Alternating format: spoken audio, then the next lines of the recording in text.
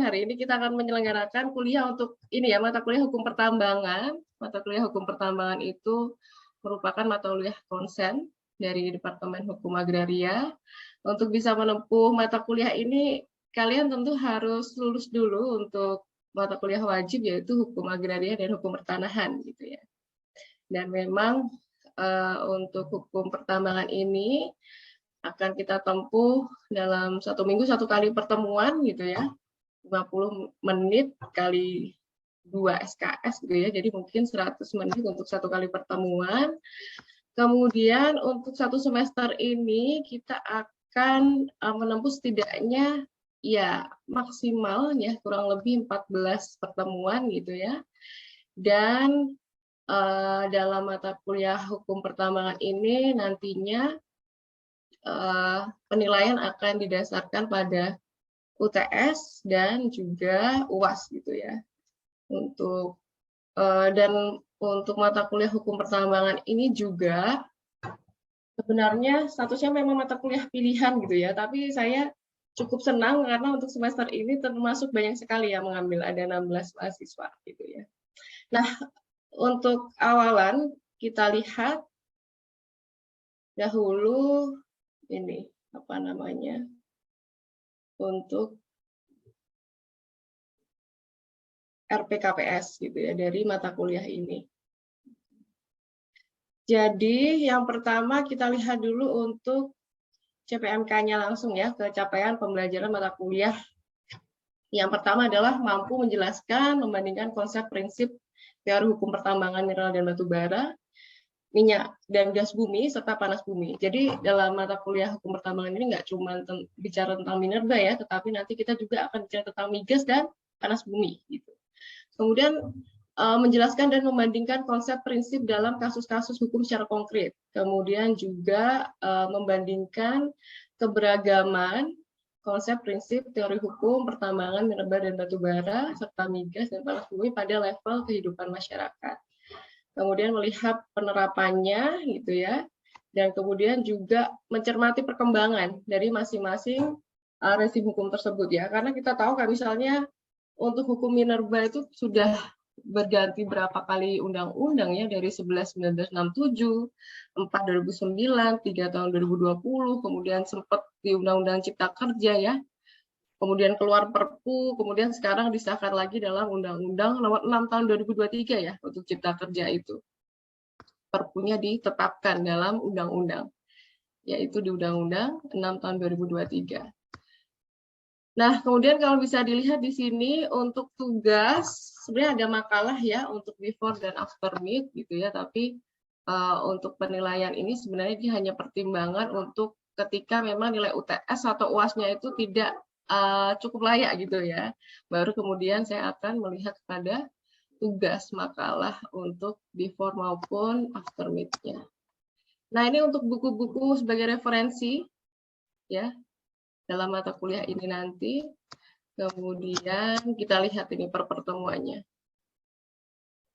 Oke, kalau dalam secara general sebenarnya untuk mata kuliah, untuk kelas mata kuliah hukum pertambangan ini tidak untuk kontrak belajarnya ya. Yang penting yang pertama kalian datang tepat waktu. Kemudian kedua, kalau misal teman-teman izin untuk tidak hadir dalam kuliah mata kuliah hukum pertambangan ini ya harus izin kepada saya, Japri, dijelaskan alasannya apa untuk kenapa kemudian tidak hadir. Kemudian yang ketiga, saya berharap teman-teman ikut UTS dan UAS ya, karena begitu UTS kosong tuh saya kayak mau menilai juga sulit ya. Gitu. Jadi mohon untuk diusahakan ya mengikuti UTS dan UAS. Kalau bisa juga jangan ikut ini ya yang ujian susulan ya. Kadang karena itu prosesnya agak-agak bukan tidak jelas ya, tapi kadang ada yang lembar soalnya, lembar jawabannya hilang dalam ujian susulan itu gitu ya. Bukan hilang tapi mungkin kayak terselip dan lain sebagainya. Jadi mending untuk ikut langsung dalam ujiannya dan dihindari untuk mengikuti ujian susulan. Kemudian di pertemuan pertama kita akan membicarakan kontrak belajar dan lain sebagainya, kemudian membicarakan konsep dan hukum pertambangan secara umum ya.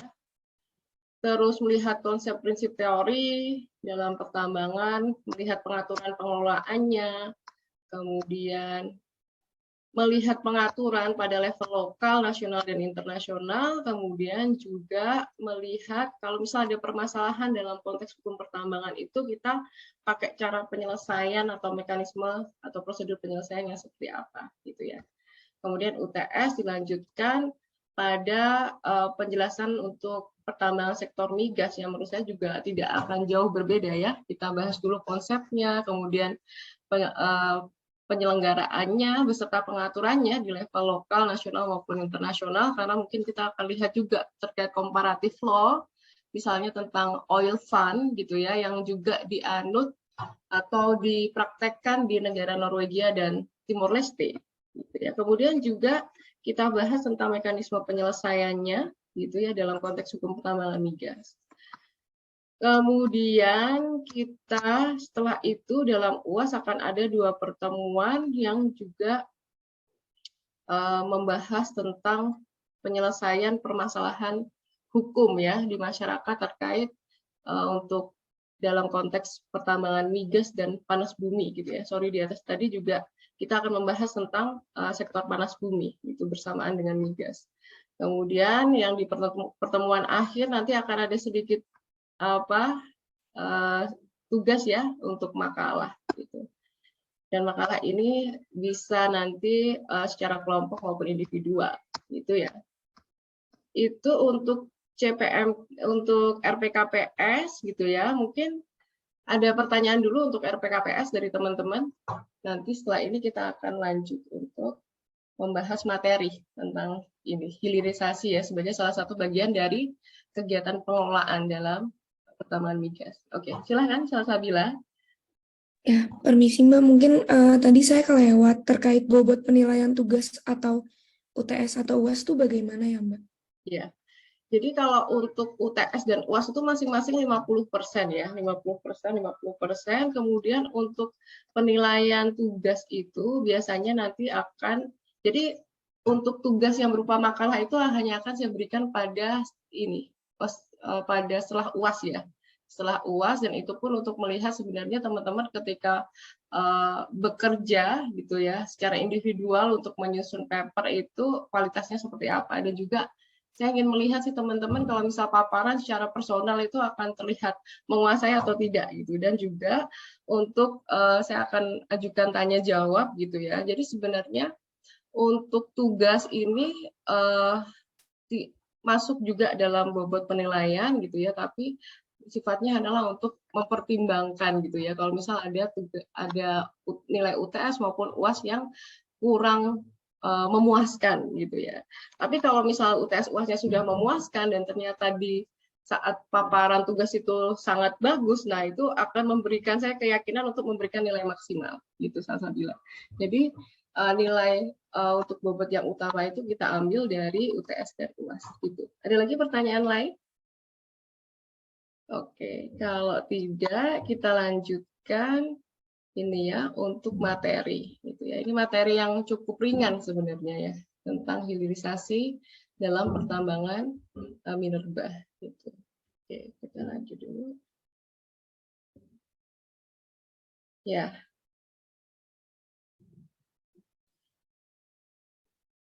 Jadi untuk hilirisasi minerba ini sebenarnya yang dimaksud dengan hilirisasi itu menurut Pak Tunru gitu ya, adalah upaya untuk meredam ekspor gitu, dan sebaliknya mendorong industri domestik untuk menggunakan bahan ya, bahan setengah jadi maupun jadi dari industri pertambangan minerba gitu ya. Jadi kalau kita ketahui sekarang kan yang namanya hasil dari pertambangan itu pasti akan langsung diekspor dalam bentuk bahan mentah gitu ya.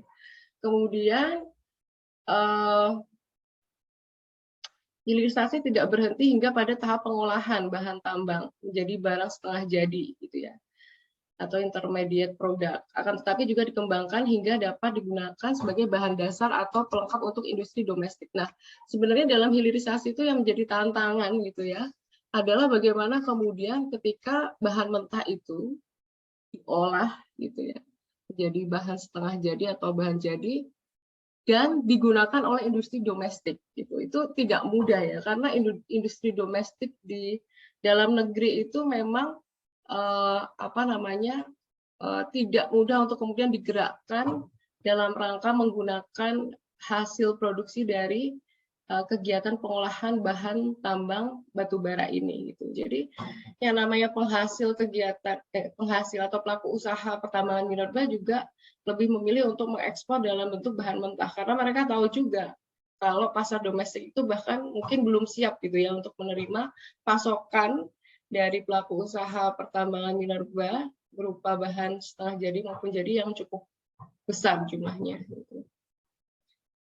Kemudian juga salah satu cara untuk bisa melakukan hilirisasi tentu dengan melakukan pengolahan, gitu ya. Yang kedua juga dengan melakukan pelarangan ekspor, gitu. Yang sebenarnya ini cukup kontroversial, gitu ya. Nah, cuman memang hal ini harus dilakukan untuk kemudian bisa mendorong pelaksanaan hilirisasi minerba di dalam negeri, gitu ya. Dan hilirisasi ini juga punya berbagai kelebihan, maksudnya manfaat gitu ya. Yang pertama yang jelas menciptakan nilai tambah mineral. Jadi harapannya harga jual dari minerba ini akan lebih tinggi gitu. Kemudian yang kedua meningkatkan kinerja industri dalam negeri, meningkatkan penerimaan negara, terus harapannya juga mendorong pertumbuhan ekonomi dan menciptakan lapangan kerja. Kemudian hilirisasi ini memang yang paling utama untuk bisa melakukan hilirisasi itu adalah kita punya sarana prasarana yang memadai. Salah satunya adalah untuk pembangunan infrastruktur berupa smelter. Smelter itu memang menjadi sarana prasarana utama untuk bisa melakukan pengolahan gitu untuk kegiatan pertambangan minerba gitu ya.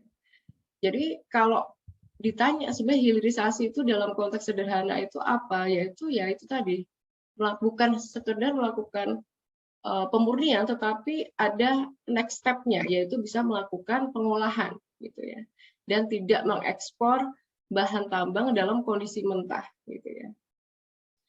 Nah kemudian yang menjadi faktor penentu dari keberhasilan hilirisasi itu, yang pertama tentu adalah kebijakan dari pemerintah yang kemudian salah satunya yaitu dengan melakukan pelarangan ekspor itu tadi. Walaupun ini juga menghasilkan menimbulkan gejolak juga ya di antara pelaku usaha, tetapi itu harus dilakukan. Kemudian yang kedua adalah berusaha untuk mempersiapkan atau menyediakan lahan yang cukup luas untuk bisa melakukan kegiatan pengolahan ini, karena memang untuk bisa melakukan hilirisasi kita butuh lahan yang cukup luas ya, bukan kadang satu wilayah kerja pertambangan itu tidak cukup untuk bisa membangun smelter gitu, kemudian membangun pabrik, kemudian juga membangun mes karyawan dan lain sebagainya gitu ya. Kemudian tentu harus ada tenaga kerja, kemudian infrastruktur yang memadai, teknologi, sistem perizinan dan investasi. Investasi itu penting juga gitu ya. Nah, kalau mau melihat ke dasar hukumnya, hilirisasi itu terlihat sebenarnya sudah dari awal ya, hilirisasi itu kemudian diatur dalam konteks hukum pertambangan minerba. Di Undang-Undang 4 2009 itu sudah memberikan kewajiban bagi pemegang izin usaha pertambangan untuk melakukan kegiatan pemurnian dan pengolahan gitu ya. Kemudian juga apalagi di Undang-Undang 3 tahun 2020 ya, sebagai Undang-Undang Perubahan 4 2009. Nah, cuman yang paling fenomenal ini ya, diberikannya semacam kompensasi fiskal bagi pelaku usaha yang melakukan kegiatan pengolahan, yaitu dengan dikenakan royalti 0%. Nah, itu ada di Undang-Undang Cipta Kerja gitu. Jadi pelaku usaha yang kemudian mampu melakukan kegiatan pengolahan dari bahan tambang yang dihasilkan, dia dibebaskan dari pembayaran royalti. Gitu. Oke, sampai di sini dulu. Mungkin saya akan ajukan pertanyaan gitu ya bagi teman-teman gitu ya. Jadi kalau kita melihat sebagai contoh yang cukup trendy atau cukup faktual sebagai salah satu bentuk hilirisasi itu ada pada kegiatan ini ya, coal gasification gitu. Nah, atau yang disebut gasifikasi batu bara gitu. Kenapa sih kemudian ini fenomenal? Karena gasifikasi batu bara itu dianggap sebagai salah satu alternatif untuk bisa menekan angka impor LPG gitu ya. Nah, kemudian yang ingin saya tanyakan ke teman-teman adalah kenapa kemudian gasifikasi batu bara itu masuk ke dalam konteks hilirisasi? Ini pertanyaan yang mudah sih, ini hanya untuk mengecek apakah kemudian teman-teman fokus kepada penjelasan saya atau tidak. Kemudian untuk pertanyaan yang kedua, apakah kemudian di Indonesia itu sudah pernah dilakukan gasifikasi batu bara?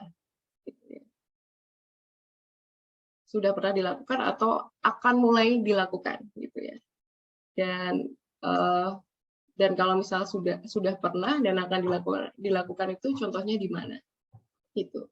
Mungkin untuk pertanyaan pertama yang saya minta jawab pada Havergal.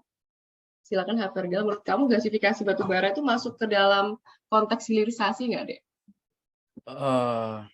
Harusnya iya sih, Mbak. Soalnya kalau dalam proses hilirisasi itu kan ada ini ya, pertambahan nilai.